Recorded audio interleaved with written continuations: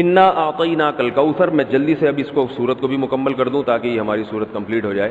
ترجمہ کر دیتا ہوں. انا اعطیناک الکوثر، اے نبی ہم نے آپ کو عطا کی کوثر. فصلی، پس آپ نماز پڑھیے، لربک اپنے رب کے لیے، ونحر اور قربانی کیجیے. انا بے شک، شانئ کا آپ کا دشمن، هو الابتر وہی دم کٹا ہے، وہی اسی کی نسل ختم ہوگی، اسی کا ذکر خیر ختم ہو جائے گا، وہی ناقص ہے، اس کا کوئی نام لینے والا ان کے بعد نہیں ہوگا.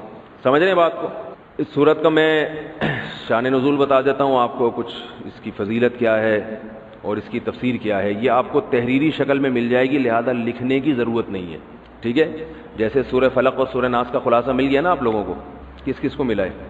سب کو مل گیا؟ آپ کو نہیں ملا؟ نیٹ سے دیکھ لیں، مل جائے گا انشاءاللہ. کب سے بھیجا ہوا ہے؟ اس کے بعد اذا جاء نصر اللہ قل یا ایھا الکافرون، ان صورتوں کے بھی آپ کو خلاصے سورہ اخلاص کا مل جائے گا انشاءاللہ.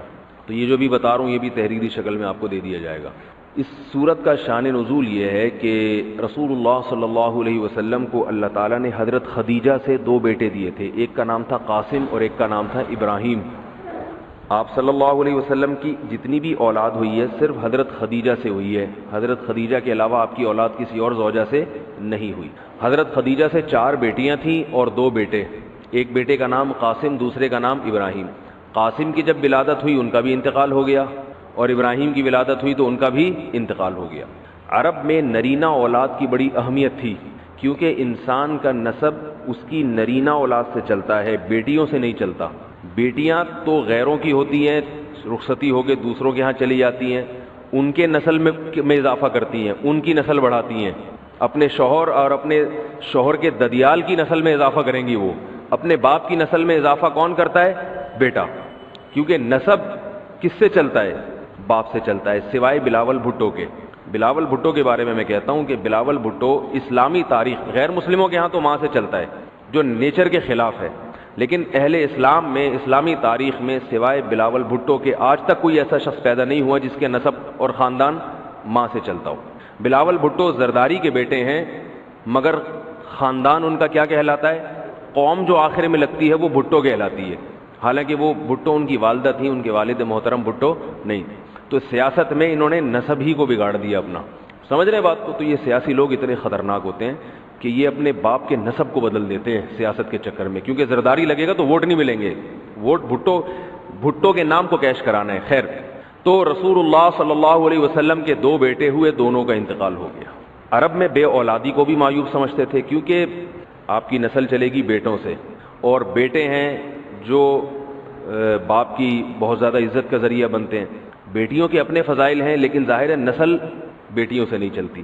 تو جب نبی صلی اللہ علیہ وسلم کے دونوں بیٹے مر گئے، دنیا سے چلے گئے، تو عاص ابن وائل بہت بڑا دشمن تھا اہل اسلام کا، وہ اور قریش، دیگر قریش، وہ یہ کہنے لگے کہ محمد صلی اللہ علیہ وسلم معاذ اللہ ابتر ہیں. کیا مطلب؟ ان کی نسل ختم، اور ان کا نام لینے والا ان کے بعد دنیا میں کوئی نہیں ہوگا، کیونکہ بیٹے ہی نہیں ہیں. تو ریاض کون رکھے گا؟ اولاد ہی نہیں ہے، باپ دادا کے نام کون لے گا؟ اولاد تو ہے ہی نہیں، بیٹیاں ہیں. سمجھ رہے بات کو؟ آپ صلی اللہ علیہ وسلم کو اس طعنے سے تکلیف ہوتی تھی، تو اس پر یہ صورت نازل ہوئی کہ اے نبی، آپ کا ذکر ختم نہیں ہوگا، آپ کی روحانی اولاد بہت ہوگی. باقی اللہ نے آپ کو بیٹا کیوں نہیں دیا، یہ دیا تو اٹھا کیوں لیا، اس کی حکمت ایک اور مقام پہ بیان کی گئی ہے، وہ میں بتاتا ہوں آپ کو بعد میں. لیکن بتایا گیا کہ اے نبی، آپ کا ذکر ختم نہیں ہوگا، بلکہ یہ جو کہہ رہے ہیں نا کہ آپ کو خیر نہیں ملی، ابتر اسے کہتے ہیں جس کے نسل میں یا جس کو، کیونکہ جس کی اولاد نہیں ہے نا اس کو یہ سمجھا جاتا ہے، اور حقیقت بھی ایسے ہی ہے کہ بہت بڑی خیر سے محروم ہو گیا. وہ بڑھاپے میں خدمت کے لیے نہیں ہے، کاروبار سنبھالنے کے لیے کوئی نہیں ہے، دین کے مشن کو آگے لینے کے لیے، چلانے کے لیے نہیں ہوگا، اور تذکرہ نسل میں نہیں ہو سکے گا. تو یہ ساری بھلائیوں سے انسان محروم ہو جاتا ہے. تو نبی کو تسلی دی گئی، انا اعطینا الکوثر، اے نبی ہم نے آپ کو خیر کوثر کہتے ہیں خیر کثیر کو، بہت زیادہ بھلائیاں ہم نے آپ کو عطا کر دی ہیں. کوثر سے نہر کوثر تو ہے، لیکن کوثر کا جو لغوی مطلب ہے، ڈکشنری میں جو مطلب ہے وہ کیا ہے؟ اصل میں حوض کوثر کو نہیں کہتے، بلکہ کسے کہتے ہیں؟ خیر کثیر. اے نبی ہم نے آپ کو خیر کثیر عطا کی ہے، جس میں کیا ہے؟ نبوت، عزت، آپ کا قیامت تک تذکرہ ہوتا رہے گا. یہ ساری چیزیں ہم نے آپ کو عطا کر دی ہیں، لہذا ان کے تانوں سے پریشان ہونے کی ضرورت نہیں ہے. ان کے نرینہ اولاد ہوگی تو بھی ان کا تذکرہ نہیں ہوگا, اور آپ کے نرینہ اولاد نہ ہو کے بھی آپ کی روحانی اولاد قیامت تک باقی رہے گی, اور آپ کا تذکرہ بہت زیادہ ہوتا رہے گا. یہ خیر کثیر ہم نے آپ کو عطا کی ہے. پھر اسی خیر کثیر میں سے ایک خیر حوض کوثر بھی ہے, جس کا نام کوثر اس لیے رکھا گیا کہ وہ ایک پانی کی نہر ہے جو نبی صلی اللہ علیہ وسلم کو قیامت کے دن دی جائے گی, اور آپ صلی اللہ علیہ وسلم خود بھی اس سے پئیں گے اور اپنے امتیوں کو بھی اس سے پلائیں گے. اس پانی میں بھی اللہ نے خیر کثیر رکھی ہے. وہ خیر کثیر کیا ہے وہ ابھی انشاءاللہ میں بتاؤں گا. تو اس کا مصداق یعنی یہ آیت منطبق ہوتی ہے حوض کوثر پر بھی, ٹھیک ہے. تو یہ تو اس کا شان نزول ہے کہ اللہ نے بتا دیا کہ یہ جو آپ پر طنز اور طعنے کر رہے ہیں یہ لوگ ہیں جن کی نسل ہے ختم ہونے والی. ان کا نام لینے والا کوئی بھی نہیں ہوگا. بڑے بڑے سرداروں کے نام تو لیا جاتا ہے ان کا آج, لیکن اچھے جذبے سے نہیں لیا جاتا. ان کا نام برائی کے طور پہ لیا جاتا ہے. یہ تو اس صورت کا ہو گیا شان نزول. اس صورت کی فضیلت کیا ہے؟ حدیث میں آتا ہے, صحابہ کہتے ہیں کہ ہم بیٹھے ہوئے تھے رسول اللہ صلی اللہ علیہ وسلم کے ساتھ مسجد میں. آپ صلی اللہ علیہ وسلم پر ایک دم کچھ غنودگی سی طاری ہوئی, بے ہوشی کی کیفیت طاری ہوئی جیسے وحی میں ہوتی تھی. تو اس کے بعد جب آپ صلی اللہ علیہ وسلم بالکل بیدار ہوئے ہیں, نارمل حالت میں آپ صلی اللہ علیہ وسلم آئے ہیں, تو بڑے خوش تھے, اور آپ صلی اللہ علیہ وسلم نے اس صورت کی تلاوت کی. اللہ کے نبی پر جب وحی آتی تھی نا, تو جیسے ہی آپ صلی اللہ علیہ وسلم ہوش کی حالت میں آتے تھے تو فوراً ان آیتوں کی تلاوت شروع کر دیا کرتے تھے تاکہ میں بھول نہ جاؤں. تو آپ نے فوراً بسم اللہ الرحمن الرحیم پڑھا, اور انا اعطیناک الکوثر فصل لربک وانحر ان شانئک هو الابتر. یہ آیتیں نازل ہوئیں اور آپ نے فوراً ان آیتوں کی تلاوت شروع کر دی. جب یہ شروع ہوئی تو صحابہ نے پوچھا یہ کوثر کیا چیز ہے؟ آپ صلی اللہ علیہ وسلم نے فرمایا میرے رب نے مجھے بشارت دی ہے کہ قیامت کے دن مجھے ایسی نہر ملے گی. وہ نہر ایسی ہے کہ اس کے جو پیالے ہیں جس سے لوگ پانی پئیں گے وہ چاندی کے ہیں, اور ان کی تعداد ان پیالوں کی گلاسوں کی اتنی ہے جیسے آسمان کے ستارے, اور اس نہر کا پانی برف سے زیادہ سفید ہے اور شہد سے زیادہ میٹھا ہے, اور میری امت میں کوئی بھی اس کا پانی پیے گا تو اسے کبھی بھی پیاس نہیں لگے گی. میدان حشر میں جو لوگوں کا سب سے بڑا مسئلہ ہوگا وہ پیاس ہوگا, سب سے بڑا مسئلہ. اور کہتے ہیں سمندروں کا پانی بھی اگر پی لے کوئی ساتوں سمندروں کا تو اس کی پیاس نہیں بجھے گی. تو میرے اللہ نے مجھے یہ نہر دی ہے, جو میرا امتی اس سے پی لے گا اسے کبھی بھی ہمیشہ کے لیے اس کی پیاس ختم ہو جائے گی. پھر آپ صلی اللہ علیہ وسلم نے فرمایا اسی موقع پر اسی حدیث میں کہ کچھ میری امتی آئیں گے حوض کوثر سے پانی پینے کے لیے, فرشتے انہیں وہاں سے ہٹائیں گے, دھتکاریں گے. میں کہوں گا کہ یہ میرے امتی ہیں, تو فرشتے کہیں گے کہ آپ کو علم نہیں ہے ما احدثوا بعدک, کہ انہوں نے آپ کے بعد بدعتیں ایجاد کر لی تھی. ہیں تو آپ کے امتی مگر انہوں نے آپ کے دین میں تبدیلیاں کر لی تھی. جو دین آپ ان کو دے کر گئے تھے اس پر انہوں نے قناعت نہیں کی, اپنی طرف سے اس میں اضافے کیے, ایڈیشن کہتے ہیں نا, بہت ساری چیزیں بڑھا لی انہوں نے. تو اس میں وعید بھی آپ صلی اللہ علیہ وسلم نے بتا دی کہ حوض کوثر سے بدعتی کو پانی پینے کی توفیق نہیں. آپ قرآن کہہ رہے لیتخذ بعضهم بعضا سخریا, میں نے دولت کو ایسے تقسیم کیا ہے کسی کے پاس اتنا کہ گننے میں نہ آئے اور کسی کے پاس کھانے کو روٹی نہیں ہوگی, تاکہ غریب آدمی ملازمت کرے امیر کی اور دنیا کا نظام چلتا رہے. اگر سب کے پاس پیسہ آ گیا فیکٹریوں میں بوتلوں میں ڈھکن کون لگائے گا؟ کیا خیال ہے؟ سارے ہی سائنٹسٹ پیدا ہو گئے. یہ ماں باپ بھی کہتے نا ہر بچے کو ہم نے ڈاکٹر بنانے انجینئر بنانے, بناؤ, بنے گا نہیں, کیونکہ سارے ڈاکٹر انجینئر اور کمپنیوں کے مینیجر بن گئے. تو بوتلوں میں کمپنیوں میں ڈھکن کون لگائے گا بیٹھ کے؟ کچھ لوگوں کی بوتل کا کام کیا ہوتا ہے, کیا لگا رہے ہوتے ہیں ڈھکن, یہ بزنس جاب ہے ان کی. آپ کہہ سکتے ہو تو مشینیں آ گئی ہیں, تو مشین کا بٹن دبانے کے لیے کوئی چارٹرڈ اکاؤنٹنٹ تھوڑی آئے گا, وہ بھی تو کوئی ملازم ہی رکھا جائے گا نا. بہت دیکھ رہا ہوں میں یوٹیوب پہ نا آج کل ریلیں آ رہی ہیں, پیسہ کماؤ, پیسہ ہی سب کچھ ہے, ہم تو حرم میں جا کے بھی دعا مانگتے ہیں پیسہ دے دے, بس پیسہ ہی پیسہ ہی پیسہ ہی. یہ وہ لوگ ہیں جن کے پاس پیسہ آیا اور ان کی کھوپڑی بول لو نا خراب, آؤٹ ہو گئی, کھوپڑی خراب ہو گئی. ان کو دیکھ کے تو لگتا ہے نہ ہے پیسہ بھائی, ہماری کھوپڑی ایسی خراب نہ ہو جائے. ایسی ترغیب جس سے غریب ڈپریشن میں جانا شروع ہو. آپ کہہ سکتے ہو وہ اپنی نااہلی سے غریب ہے. کچھ لوگ اپنی نااہلی سے ہوتے ہیں, ان کو تو چپیٹ لگاؤ رکھ کے جا, اور وہ ماں باپ پہلے سے لگا رہے ہوتے ہیں, گھر میں پڑا رہتا ہے, اٹھتا نہیں ہے.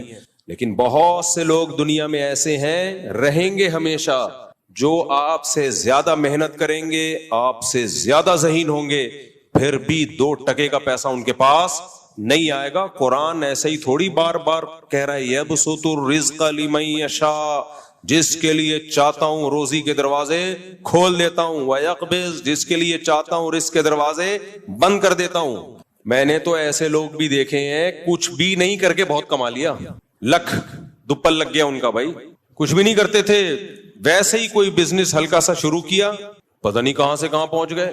وہ کہتے ہیں یار ہمیں خود بھی نہیں پتا تھا اتنا نوٹ چھاپ لیں گے اس میں ہم، اتنا پیسہ آ جائے گا. تو نہ آنے میں دیر لگتی ہے اور نہ جانے میں دیر لگتی ہے.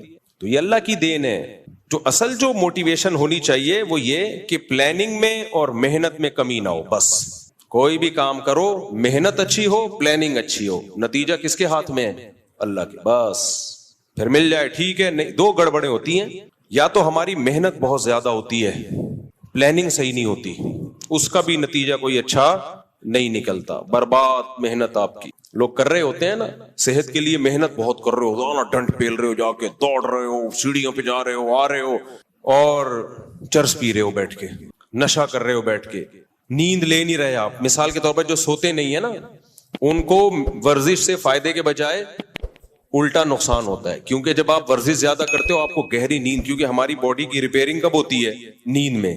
اب باڈی کو ریپیئرنگ کا، ڈینٹنگ پینٹنگ کا موقع دے نہیں رہے آپ، اور اس کو کھپائے جا رہے ہو، اپنی انرجی کو استعمال کرتے جا رہے ہو، تو بیڑا غرق ہو جائے گا باڈی کا. جتنے بھی ماہر ہیں جو فزیکل فٹنس کے ماہرین ہوتے ہیں بولتے ہیں بھائی ورزش کرو گے تو گہری نیند ضروری ہے، اور ورزش کے بعد آتی بھی ہے گہری نیند. لیکن بعض لوگ ساری رات ٹی وی دیکھ رہے ہیں، موبائل دیکھ رہے ہیں، پھر آدھا گھنٹہ سوئے آفس چلے گئے، ان کے لیے ورزش بالکل بھی نہیں ہے، بیڑا غرق ہو جائے گا بھائی. تو اب وہ کیا ہے؟ محنت بہت زیادہ ہوگی، آؤٹ پٹ کیا ہوگا؟ زیرو. بعض لوگوں کی پلاننگ بہت ٹائٹ ہوتی ہے کہ یہ کریں گے یہ کریں گے، پلاننگ ہی پہ ساری زندگی گزر جاتی ہے. جیسے جو اسکول میں بچے پڑھتے ہیں، کہتے ہیں ہم ہفتے سے پڑھائی شروع کریں گے. مجھے بتاؤ یہاں کتنے لوگ بیٹھے ہیں وہ آیا ہفتہ آج تک ہے؟ مہینے کی اب 1 جنوری ہے نا، سال کا پہلا دن 1 جنوری، وہ ہماری زندگی میں ایک انقلاب لے کر آئے گا. سال کا پہلا دن 1 جنوری 2025 ہے، تو ہم 26 سے انشاءاللہ سب کچھ چھوڑ چھاڑ کے نیک پرہیزگار نیٹ کلین.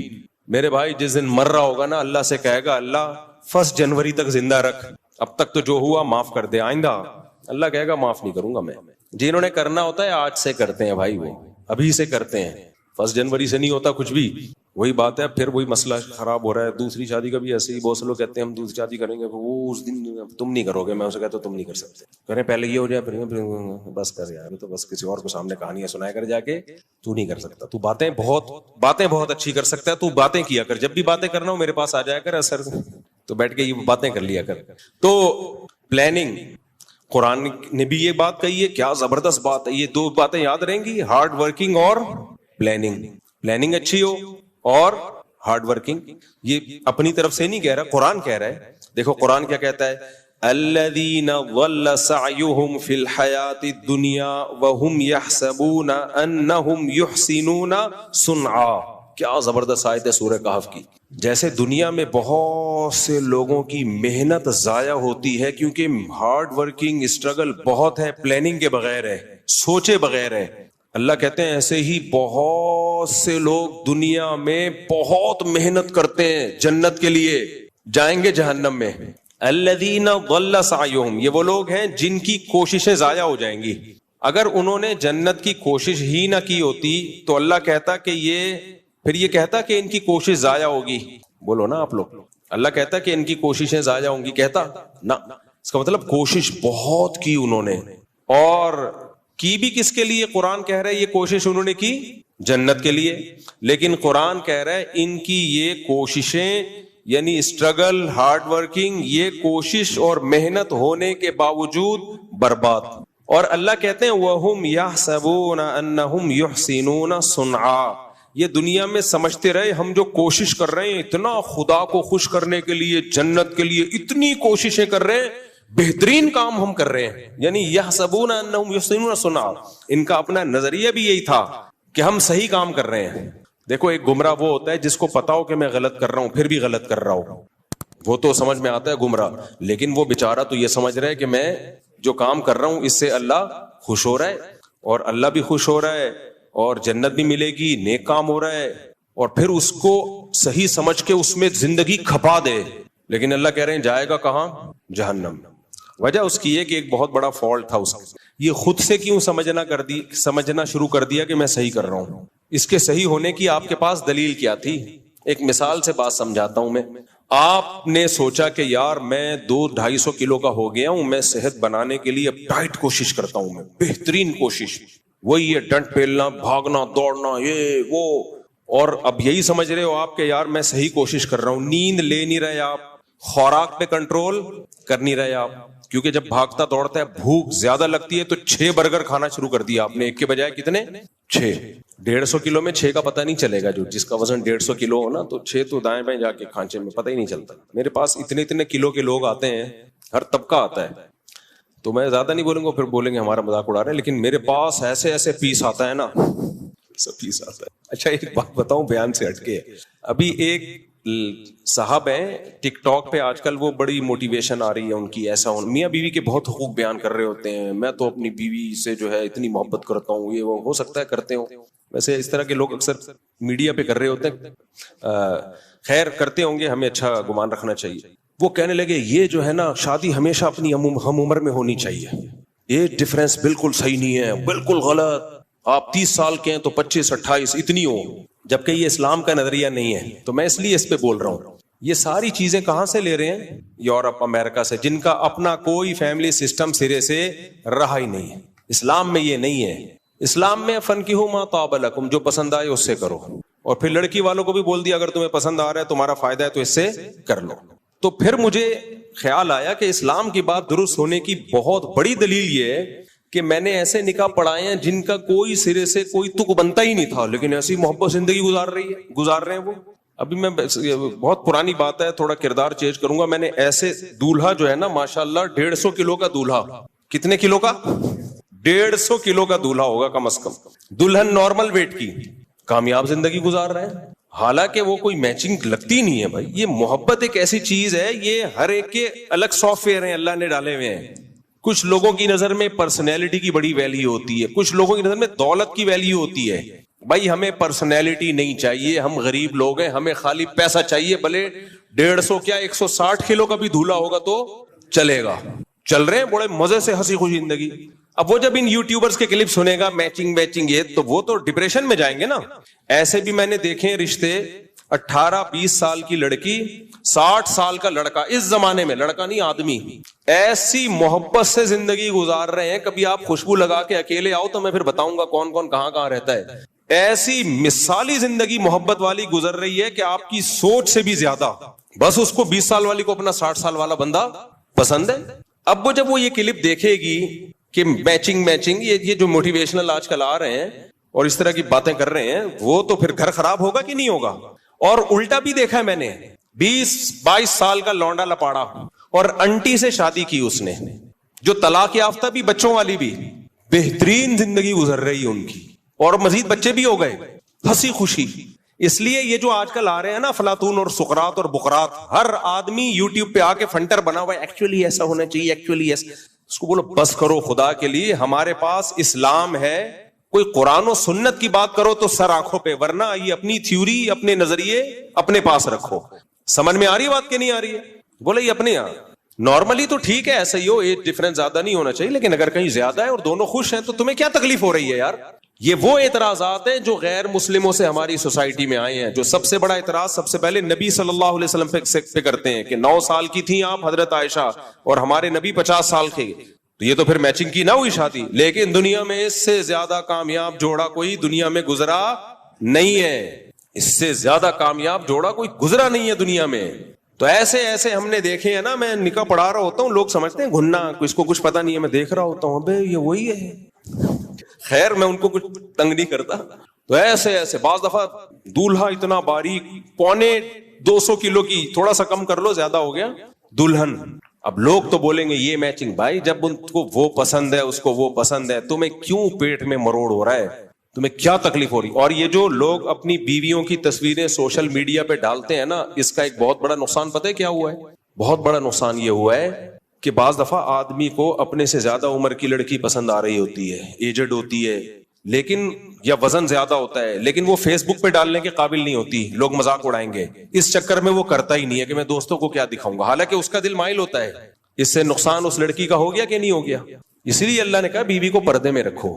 ضروری نہیں ہے کہ دنیا کو یہ پسند آئے, دنیا تعریفیں کرے ماشاءاللہ کتنا کیوٹ کیوٹ جوڑا ہے, ہو سکتا ہے دنیا کہے یار یہ تو کوئی تک ہی نہیں بن رہا. بھائی چھوڑو دنیا کو, تمہیں پسند آ رہی ہے 150 کلو 250 بھی چلے گی, اس سے زیادہ نہیں, اس لیے کہ زلزلہ آنے کا خطرہ ہے, یہ کافی ہو گیا. جب دونوں خوش ہیں تو کیا مسئلہ؟ ہمارے نبی نے پہلا نکاح کن سے کیا؟ 25 سال کی عمر اور 40 سالہ بیوہ سے. کیسی کامیاب شادی چلی ہے. پھر بالکل اپوزٹ 50 سال اور 9 سال میں حضرت عائشہ بالغ ہو گئی, ان سے یہ بالکل اپوزٹ, یہ بھی کامیاب چلی ہے. اور پھر اپنے برابر ام سلمہ, وہ بیوہ بھی تھیں اور آپ کی عمر کے برابر بھی تھیں, ایجڈ تھیں. ان کو جب نبی نے نکاح کا پیغام بھیجا, حضرت ام سلمہ نے کہا میری تو عمر بہت زیادہ ہے. آپ نے فرمایا میری تم سے بھی زیادہ ہے, تو کوئی بات نہیں, میں بھی تو ایجڈ ہوں. ہر طرح سے نکاح کر کے دکھا دیا ہمارے نبی نے, اور کامیاب کر کے دکھا دیا. اس لیے اٹھا کر پھینک دو باہر گلی میں, نئی تہذیب کے انڈے ہیں, یہ جملہ یاد رکھ کر رکھو, نئی تہذیب کے انڈے ہیں گندے. اور فیس بک پہ مت ڈالا کرو بیویوں کی, یوٹیوب پہ میری وائف, اس سے بہت نقصان. یہ کلچر کا بیڑا غرق. بیوی جب پردے میں رہے تو کسی کو کیا پتا 150 ہے 250 کا ریٹ چل رہا ہے, کیا چل رہا ہے. کوئی لاسانی کے کٹے تھوڑی ہیں جو ہم نے دنیا کو آپ خود بھی, کوئی دولہا بعض دفعہ 200 کا ہوتا ہے, بیوی اس کو دنیا کو دکھا رہی ہے میرا ہسبینڈ کتنا ہینڈسم کتنا اسمارٹ. وہ نہیں ہوتا ہینڈسم بھائی, لیکن بیوی محبت کر رہی ہوتی ہے اس سے. تو فیس بک پہ اپنی گھر کی چیزیں گھر کے اندر رکھو یار, خود آؤ تو اپنی فیملی لائف کو اس طرح سے پبلک کے سامنے مت لے کر آؤ, اس سے نقصان ہوتا ہے, اس سے نقصان ہوتا ہے. اور یوٹیوبر نے تو بیویوں کے ذریعے پیسے کمانے کا دھندا بنایا ہے. جس کا چینل نہ چل رہا ہو خوبصورت بیوی لے آتا ہے, اور پھر اس چکر میں شادی بھی خوبصورت سے ہی کر رہے ہیں کہ اس کو چینل پہ لانا ہے. اب بعض دفعہ ان کا بھی ایسا ہوتا ہے, ان کا دل کسی پہ آیا ہوا ہوتا ہے, لیکن وہ چینل پہ لانے کے قابل نہیں. دل ایسی چیز ہے, آپ کو دیکھو ہماری عمر 50 سال ہے تو, لیکن تجربے بھی بہت ہیں ہمارے. دل ایک ایسی چیز ہے جو کچھ دیکھتا ہی نہیں ہے, آڑے ترچے پہ بھی آ سکتا ہے. الائنمنٹ ہی آؤٹ ہوئی ہوئی ہے, اس پہ آ گیا دل, سیدھی بھی نہیں ہو سکتی الائنمنٹ, کالے پہ آ گیا, پیلے پہ آ گیا, نیلے پہ آ گیا. یہ ایسی چیز ہے. تو اللہ نے سب لڑکیوں کی بھی شادی کرا لی ہے, سب آدمیوں کی بھی. تو اس لیے اللہ نے یہ ایسے سسٹم ڈالے ہوئے ہیں کہ بدصورتوں کی بھی ہو جائے اور خوبصورتوں کی بھی ہو جائے, اور دل آئے بغیر تھوڑی ہوگی ہے. تو یہ اللہ کا نظام ہے بنایا ہوا, تو اس میں دخل اندازی کی کوشش مت کرو. سمجھتے ہو کہ نہیں سمجھتے؟ اس میں ٹانگ مت اڑاؤ. تو میں کہاں سے بات لے کے چلا تھا, کیا کر رہا تھا؟ ہاں میں یہ عرض کر رہا تھا, دیکھو قرآن کہتا ہے الذین ضل سعیہم فی الحیاۃ الدنیا, بہت سے لوگ ایسے ہیں دنیا میں ان کی کوششیں ضائع ہو جائیں گی. ہاں تو اس سے پتہ چلتا ہے کوشش انہوں نے بہت کی ہے لیکن ضائع ہو جائیں گی, اور وہ یہ سمجھ بھی رہے تھے کہ ہم ٹھیک کر رہے ہیں. تو اب میں اس کی مثال دے رہا تھا. اس کی دنیا میں ایسی مثال ہوگی کہ آپ نے اپنی صحت بنانے کے لیے صبح شام محنت محنت محنت, پاگلوں جیسی محنت کر لی آپ نے. آپ سمجھ رہے ہو کہ میری صحت بنے گی, لیکن آپ نیند نہیں لے رہے پراپر, کھانے پہ آپ کنٹرول نہیں کر رہے. تو بتاؤ یہ صحت مزید بنے گی یا بگڑے گی؟ مزید اور بگڑ جائے گی اور خراب ہو جاؤ گے. تو جیسے دنیا میں ہوتا ہے تو خراب کیوں ہوگا؟ آپ سے جب کوئی پوچھے, اب آپ گئے ایک ڈاکٹر صاحب کے پاس, ڈاکٹر صاحب میں نے اتنی محنت کی, ہم نے تو سنا ہے محنت سے انسان کو پھل ملتا ہے, میں نے تو صحت کی اتنی محنت کی مگر میں تو گھٹنے بیٹھ گئے میرے, تو میں تو مر رہا ہوں, اور میں نے نیت بھی صحیح تھی, میں اس کو صحیح سمجھ کے کرتا تھا. تو ڈاکٹر کیا کہے گا, تم نے خود سے کیسے فیصلہ کر لیا کہ یہ محنت کا رخ صحیح ہے؟ یہ کسی ایکسپرٹ سے پوچھنا چاہیے, ڈاکٹر سے پوچھنا چاہیے تھا. خود سے فیصلہ کر لیا مجھے جو بخار ہے اس دفعہ ملیریا لگ رہا ہے, خود سے فیصلہ کر لیا مجھے جو بخار ہے وہ گرمی کا بخار ہے, خود سے فیصلہ کر لیا کہ مجھے جو خارش ہو رہی ہے یہ دوسری شادی, استغفر اللہ, یہ جو ہے کیونکہ بہت سو کو دوسری شادی کی بھی شروع ہو گئی ہے, مجھے جو خارش ہو رہی ہے یہ جو ہے مچھر کے کاٹنے سے ہے. ابے خود سے کیسے؟ آپ کسی ایکسپرٹ سے پوچھو, وہ بتائے گا آپ کو. بعض لوگوں کو چکر آ رہے ہیں, خود سے فیصلہ کر لیا کہ میرا بی پی بڑھا ہوا ہے, حالانکہ ہو سکتا ہے لو ہو, اب اس میں نمک پی رہا ہے تو مرے گا اور زیادہ. بھائی خود سے فیصلہ کر لیا یہ ہے, خود سے فیصلہ کر لیا یہ ہے, تو یہ نہیں ہوتا. تو جیسے دنیا میں یہ نہیں ہوتا, دنیا میں ایکسپرٹ سے, ماہرین سے پوچھا جاتا ہے کہ ہماری جو اسٹرگل اور محنت اس کی سمت صحیح ہے یا نہیں. اسی طرح اللہ آخرت کی کوشش کے بارے میں بھی کہتے ہیں, جب تم آخرت کے لیے کوشش کرو گے تو خود سے فیصلہ نہیں کر لینا کہ میں بہت اچھی کوشش کر رہا ہوں. اللہ اس کے رسول تمہیں بتائیں گے, ان کی طرف سے پرمیشن ملے گی تو تھوڑی کوشش پہ بہت کچھ مل جائے گا. ان کی طرف سے اگر پرمیشن نہیں ہے تو بہت ساری کوشش پہ بھی کچھ بھی نہیں ملے گا, بلکہ بدعت کا گناہ ملے گا الٹا. سمجھ رہے ہو کہ نہیں سمجھ رہے؟ اس لیے اکثر میں ایک مثال دیتا ہوں, یہ جو بکرے ذبح کرتے ہیں لوگ, اچھا میرا کلپ بھی لوگوں نے ادھورا چلایا ہے کہ میں نے بکرا ذبح کرنے کو حرام کہا ہے. لوگ کہہ رہے ہیں بکرا تو حلال ہے, آپ کہتے ہو بکرا صرف قربانی میں ذبح کرو. عبادت کے طور پہ جانور ذبح کرنا, گوشت کھانے کے لیے نہیں. گوشت کھانے کے لیے تو کبھی بھی کر لو. بقرعید میں ہم گوشت کھانے کے لیے نہیں کر رہے ہوتے, اصل میں کس کے لیے کر رہے ہوتے ہیں؟ عبادت کے لیے, اللہ کے لیے. پھر اللہ کہتا ہے گوشت بھی کھا لو. خالی گوشت کھانے کے لیے کرتے تو ہم بے وقوف ہیں, 10-15 لاکھ کی گائے کاٹ رہے ہیں. گوشت کھانے کے لیے کرنا ہوتا تو قصائی سے بہت سستا میں مل جاتا ہے, کٹے کا گوشت مل جاتا ہے. کٹے کا, کٹا ہی بولتے ہیں نا, کٹے کو, کٹوں کا یا پتہ نہیں کٹے کا. وہ جو جانور, کچھ جانور ایسے ہوتے ہیں بقرعید کے جو بڑے فینسی لگتا ہے کہ یہ پالنے کے لائق ہیں, ان کو ذبح کرتے ہوئے رونا آ رہا ہوتا ہے. کچھ جانور ایسے ہوتے ہیں اس کو کاٹ دو, آدمی کہتا ہے اس کو جلدی سے کاٹو, کہتے ہیں کٹوں کا مال ہے, کٹوں کا. تو ہم گوشت کے لیے تھوڑی کرتے ہیں, یہ ہم کس کے لیے کرتے ہیں؟ اللہ کے لیے. اسی طرح جب ہم حج پہ جاتے ہیں تو بکرا ذبح کرتے ہیں, یا تو دم کے طور پر ہوتا ہے, ہم سے حج میں کوئی غلطی ہو گئی تو کفارے کے طور پہ بکرا کاٹا جاتا ہے. وہ صدقہ کرنے سے وہ کفارہ پورا نہیں ہوگا. یا ہم دم شکر کہ حج عمرہ ایک سفر میں کر لیا, حج قران یا حج تمتع, تو شکر کے طور پہ بکرا کاٹا جاتا ہے. اس کا گوشت کھانے کی اللہ نے اجازت دے دی, تو وہ بھی بکرا, دمبا, گائے یہ کاٹا جائے گا. اسی طرح بچہ پیدا ہوتا ہے عقیقے کے طور پر, تو یہ بھی گوشت کے لیے نہیں ہے, یہ اصل میں کس کے لیے ہے؟ شکرانے کے لیے. شکرانے کے لیے ہم جانور کاٹتے ہیں. پھر اللہ نے کہا چلو کاٹ دیا تو اب کھا لو اور کھلاؤ. جب ہم حج میں ہم سے کوئی احرام میں غلطی ہو گئی, اس غلطی میں اللہ نے کہا بکرا کاٹو, تو اللہ نے کہا کاٹو, کھاؤ نہیں, غریبوں کو کھلاؤ. وہ کھا نہیں سکتے آپ. لیکن حج میں عمرہ اور حج ایک ساتھ کر لیا, شکرانے کا بکرا کاٹا, تو اللہ نے کہا دم والا بھی میرے لیے, یہ والا بھی میرے لیے, لیکن اس کا تم کھا سکتے ہو. اس طرح بقرعید میں جب ہم بکرا کاٹتے ہیں, اللہ نے کہا یہ میرے لیے گوشت کھا سکتے ہو. اگر اللہ اجازت نہیں دیتا تو ہم نہیں کھاتے. تو یہ 3 موقع ایسے ہیں جن میں بکرا کاٹنا, دمبا کاٹنا, گائے کاٹنا, اونٹ نہر کرنا عبادت کے طور پر ہے, ثواب کے طور پر ہے. اس کے علاوہ چوتھا کوئی ایسا موقع نہیں ہے جہاں بکرا کاٹنے پہ کاٹنے کا کوئی ثواب ملے گا.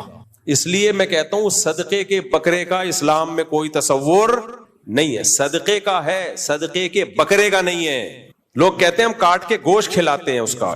بھائی ویسے ہی گوشت خرید کے کھلا دو, وہ سستا پڑے گا. راشن ڈال دو, پیسے دے دو. یہاں لوگوں کا نظریہ خراب ہے, وہ کہتے ہیں نہیں خون گرے گا تو بلائیں ٹلیں گی. نا نا نا نا نا, یہ وہ کوشش ہے جو آپ کی اپنی طرف سے ہے. قرآن و سنت میں ہمیں بکرا کاٹنا کوئی عبادت اس کو نہیں قرار دیا. 100 بکرے بھی کاٹ دو گے کچھ بھی نہیں, بدعت کا گناہ ملے گا. اگر ثواب سمجھ کے کاٹ رہے ہو, بدعت کا گناہ ملے گا کہ کیوں کاٹ رہے ہو. اب بتاؤ لوگوں کے گھر میں بلائیں آتی ہیں, مصیبتیں آتی ہیں, تو بکرے کاٹتے ہیں کہ نہیں کاٹتے؟ وہ کہتے ہیں بکرے کاٹیں گے تو بلائیں ٹلیں گی. کیوں ٹلیں گی بھائی؟ یہ اللہ نے کہا ہے. بلائیں لانے والا کون؟ بولو نا, اللہ. تو ٹالنے والا کون؟ اللہ. تو اللہ نے کہا صدقے سے بلائیں ٹلتی ہیں, بکروں سے کہیں بھی نہیں کہا. تو صدقہ کرو, پیسے دے دو غریب کو, وہ سستے میں ہے, اور اس میں غریب جو چاہے گا کر لے گا. راشن ڈلوا دو اس کے گھر میں, آلو پیاز ٹماٹر ڈلوا دو, دالیں ڈلوا دو, جس کی زیادہ ضرورت ہے, جو روز کھائے. بکرا تو ایک ٹائم کھا کے ختم کر دے گا وہ. تو یہ کانسیپٹ ہی غلط ہے. تو اس لیے قرآن کیا کہتا ہے؟ الذین ضل سعیہم فی الحیات الدنیا, یہ وہ لوگ ہیں جنہوں نے دنیا میں بہت ساری کوششیں کی اور وہ سمجھتے رہے کہ ہم صحیح ٹریک پر ہیں. اب دیکھو ہندو جو مندر میں جا کے عبادت کرتا ہے اس کی نیت بھی بھگوان کو خوش کرنے کی ہے, ساری زندگی خوش کرتا رہے, لیکن بھگوان اس سے خوش بولو نہیں ہوگا. وہ کہ کیا دلیل ہے کہ تم نے ان بتوں کو میرے ساتھ شریک کر لیا, ان کے سامنے کیوں جھک رہے ہو, کیا لگتے ہیں تمہارے بھائی؟ کرتے رہو کوششیں ساری زندگی, کچھ بھی نہیں حاصل ہوگا, بار برباد, ضائع. مشرکین مکہ کیا کرتے تھے؟ دیکھو جوا کھیلتے تھے, اور جو بھی جوئے میں رقم جیتتا, جیسے فار ایگزامپل سب نے 1000 روپے ملائے, 10 بندوں نے, تو 10,000 روپے ہو گئے. جو جوا جیتے گا اس کو کتنے مل جائیں گے؟ 10,000. تو وہ کیا کرتا تھا؟ اب غریبوں کو کھانا کھلاتا تھا. اس سے عربوں میں سخاوت تھی نا, بھائی غریب کو کھانا تو کھلانا ہے. ہر شخص چاہتا تھا میں کھلاؤں, پیسے ہوتے نہیں تھے یار, 1000 روپے میں کیسے کھلاؤں. جذبہ بہت اچھا تھا. کہتے چلو جوا کھیلتے ہیں, جو جیتے گا وہ کھلائے گا. تو جیت جاتا تھا, یہ کھلاتا تھا. اللہ نے اس کے بارے میں کہا 100 کیا یعنی مفہوم قرآن و سنت کا اپنے الفاظ میں بیان کر رہا ہوں. اس طرح تم 100 نہیں 1 کروڑ لوگوں کو بھی کھلاؤ گے بیکار. کوئی نہ صرف یہ کہ ثواب نہیں ملے گا، حرام کمانے کا گناہ، جوا کھیلنے کا گناہ. انما الخمر والمیسر والانصاب والازلام رجس پلید. اللہ کی نظر میں پلید کہلاؤ گے، جواری کہلاؤ گے. کیا کہلاؤ گے؟ جواری، سٹے باز، جواری، پلید، ناپاک. کیسے کیسے نام دیے اللہ نے جواریوں کو جو جوا کھیلتے ہیں. حالانکہ وہ محنت کر کے کیا کر رہے ہیں؟ غریبوں کو کھلا رہے ہیں. محنت بھی ہو رہی ہے، نیت بھی ان کی اچھی ہے. لیکن بھائی بات یہ کہ آپ نے پہلے پوچھا تو ہے نہیں کہ خدا اس عمل سے خوش ہوتا بھی ہے کہ نہیں ہوتا. تو میں یہ عرض کر رہا تھا کامیابی کے لیے 2 چیزوں کا ہونا بہت ضروری، چاہے دنیا کی کامیابی ہو چاہے آخرت کی کامیابی. نمبر 1 محنت، نمبر 2 پلاننگ. محنت ہو پلاننگ نہ ہو بیڑا غرق، پلاننگ ہو محنت نہ ہو بیڑا بولو غرق. اب پلاننگ میں کیا چیز آتی ہے؟ محنت تو خود ہی کرنی پڑے گی. پلاننگ میں آتی ہے سب سے پہلے جب بھی آپ کسی کام کی، مثال کے طور پر آپ نے ایک ہدف بنایا، میں نے پیسہ کمانا ہے. یہ میں اس لیے مثال دیتا ہوں کہ اصل ہدف ہمارا ہونا چاہیے جنت میں جانا ہے. لیکن مثال پیسے کی دو نا تو فوراً سمجھ میں آنا شروع ہو جاتی ہے. جنت میں بھی اسی طرح ہی جائے گا آدمی. تو پلاننگ کا کیا مطلب؟ بھائی کم سے کم محنت میں زیادہ سے زیادہ کیسے کمایا جا سکتا ہے، کم سے کم محنت میں زیادہ سے زیادہ کیسے کمایا جا سکتا ہے. اور پلاننگ میں سب سے پہلا جو جزو ہے نا پلاننگ کا وہ ہے مشورہ. ان لوگوں سے مشورہ لینا جو اس کام کے ایکسپرٹ ہوں، ان لوگوں سے مشورہ. سب سے پہلی بات مشورہ ہو. مشورہ کن لوگوں سے ہو؟ جو اس کام کے ایکسپرٹ. نمبر 3 بلکہ ایکسپرٹ ہونا بھی کافی نہیں ہے، آپ کے ساتھ مخلص بھی ہوں.